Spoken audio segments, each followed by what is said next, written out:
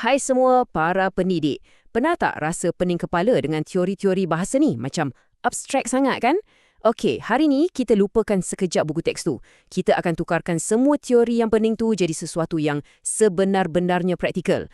Anggap je macam sebuah kit peralatan untuk anda guna terus dalam kelas. Jom kita bina literasi murid-murid kita. Okey, kita mulakan dengan bahagian pertama. Tajuknya, Setiap Murid Satu Potensi. Ini sebenarnya menyentuh cabaran paling besar yang kita semua sebagai guru hadap hari-hari dalam kelas. Jadi, persoalannya, setiap murid tu kan ibarat satu potensi yang terpendam. Tapi macam mana kita nak buka potensi tu? Macam mana nak cungkil bakat diorang? Terutamanya dalam bab literasi. Jawapannya, percaya atau tak, ada pada benda yang kita rasa leceh tu. Ya, teori. Kenapa pula teori ni penting sangat? Macam ni, faham teori ni bukan setakat nak lulus exam je. Anggaplah ia macam alat scan untuk kita. Dengan alat ni, kita boleh scan dan diagnosis masalah literasi murid dengan lebih tepat. Jadi, kita boleh pilih strategi mengajar yang paling kena. Tak adalah kita main cuba jaya je kan? Buang masa je tu. Pendek kata, kita boleh rancang intervensi yang betul-betul sharp, terus kena pada sasaran. Okey, jadi jom kita ubah mindset kita. Lupakan pasal teori sebagai benda yang pening dan duduk ke awang-awangan tu. Mulai sekarang, kita akan tengok teori-teori ni sebagai alatan sebenar, alatan dalam toolbox profesional kita sebagai guru. Bayangkan, dalam toolbox anda tu ada 3 alat utama. 1 spana, 1 pelan tindakan dan 1 lagi kanta pembesar. Setiap satu ni fungsinya lain, kekuatannya pun lain. Dan inilah seninya menjadi seorang guru yang hebat, iaitu bila kita tahu nak guna alat mana pada masa bila. Okey, dah sedia? Jom kita bedah satu-satu alat ni. Kita mulakan dengan yang pertama, spana. Alat nombor 1, spana. Ini mewakili teori behaviorisme. Kenapa spana? Cuba fikir, apa fungsi spana? Untuk ketatkan skru, untuk pastikan asas sesuatu tu kukuh kan? Samalah macam teori ni. Fokusnya adalah untuk membina asas literasi yang kuat melalui tingkah laku. Benda yang kita boleh nampak dengan mata kasar dan kita boleh ukur. Okey, kita tengok prinsip teras dia. Simple je. Kata teori ni, pembelajaran berlaku melalui 3 benda. Tiru, ulang dan latih tubi. Prosesnya pun lurus je. Kita sebagai guru bagi rangsangan, murid akan bagi tindak balas dan kita bagi peneguhan macam pujian atau ganjaran. Jadi apa yang paling penting kat sini? Tingkah laku yang kita boleh nampak dan ukur. Itu je.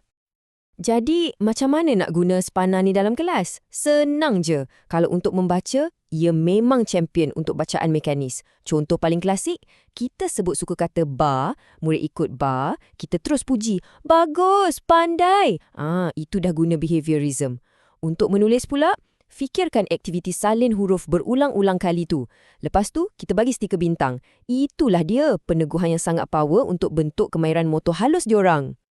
Tapi, macam semua alat, spana ni ada pro dan kontra dia lah.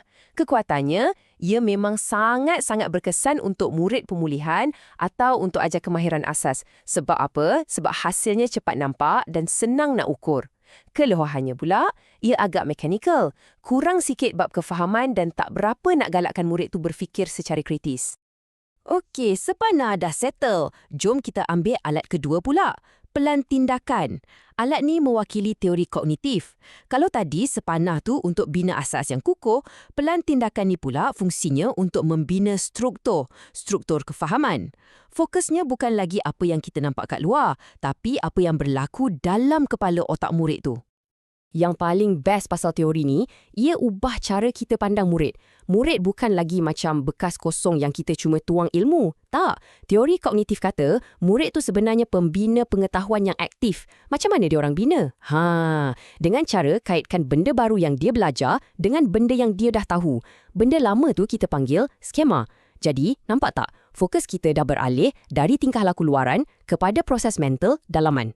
Dalam kelas, macam mana nak guna pelan tindakan ni? Okey, untuk membaca, instead of suruh baca je, kita minta diorang kaitkan cerita tu dengan pengalaman hidup diorang sendiri. Awak pernah rasa macam watak ni tak? Macam tu. Kalau untuk menulis pula, inilah masanya kita guna peta minda. Ajar diorang rancang isi karangan dulu sebelum tulis. Nampak kan? Kedua-dua aktiviti ni betul-betul aktifkan otak diorang. Baiklah, alat yang terakhiri dalam kit kita, kanta pembesar. ini pula mewakili teori mentalis. Fungsi kanta pembesar ni apa? Untuk tengok benda-benda kecil dengan lebih dekat. Lebih jelas kan? Samalah macam teori ni. Ia bantu kita sebagai guru untuk zoom in dan nampak serta hargai potensi berbahasa yang memang dah ada secara semula jadi dalam diri setiap budak. Idea utama teori ni datang dari seorang tokoh hebat, Noam Chomsky.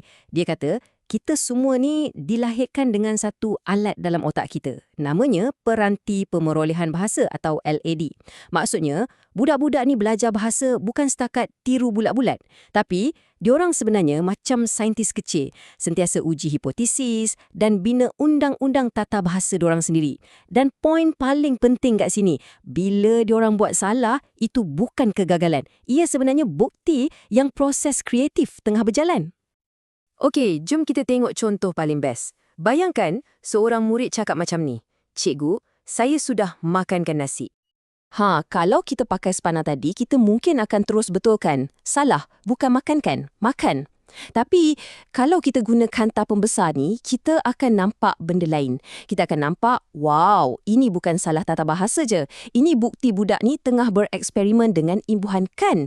Dia tengah uji hipotesis bahasa dia. Kreativiti dia tengah berkembang. Jadi tugas kita bukan untuk potong terus, tapi untuk bimbing kreativiti tu ke arah yang betul. Okey, sekarang kita dah kenal ketiga-tiga alat kita. Spana, pelan tindakan, kanta pembesar. Soalan paling penting sekarang, bila nak guna yang mana satu? Panduan ni macam cheat sheet untuk kita. Senang je nak ingat. Kalau untuk murid pemulihan, yang betul-betul perlukan asas, kita guna spana. Latih to be, ulang-ulang sampai mahir. Kalau untuk pengukuhan, nak bagi diorang lebih faham, kita guna pelan tindakan, bagi diorang berfikir dan kaitkan ilmu. Dan untuk pengayaan, untuk murid yang dah ke depan sikit, bagi diorang kanta pembesar, bagi ruang untuk diorang jadi kreatif dan bereksperimen dengan bahasa. Jadi sebagai kesimpulan, macam mana semua ni boleh jadikan kita pendidik yang lebih mantap? Mesej paling utama yang kita nak sampaikan hari ni, mudah je. Tak ada satu teori pun yang paling power yang boleh guna untuk semua situasi. Guru yang betul-betul cemerlang, dia bukan pengikut taksub satu teori je. Tak, dia macam seorang tukang yang mahir. Dia tahu dalam toolbox dia ada macam-macam alat dan dia bijak pilih alat yang paling sesuai untuk kerja yang dia nak buat. Jadi, kebijaksanaan kita sebagai pendidik tu letaknya kat mana? Pada kebolehan kita nak campur aduk ketiga-tiga pendekatan ni. Kebolehan kita nak sesuaikan strategi ikut tahap murid yang berbeza-beza. Dan yang paling penting, kita kena pastikan apa yang kita ajar tu bermakna untuk hidup diorang. Sebagai penutup, saya nak tinggalkan anda semua dengan satu soalan untuk direnungkan. Cuba tengok toolbox anda sendiri. Antara tiga alat ni, spana, pelan tindakan dengan kanta pembesar, agaknya alat mana satu yang anda rasa perlu diasah lagi? Fikir-fikirkan.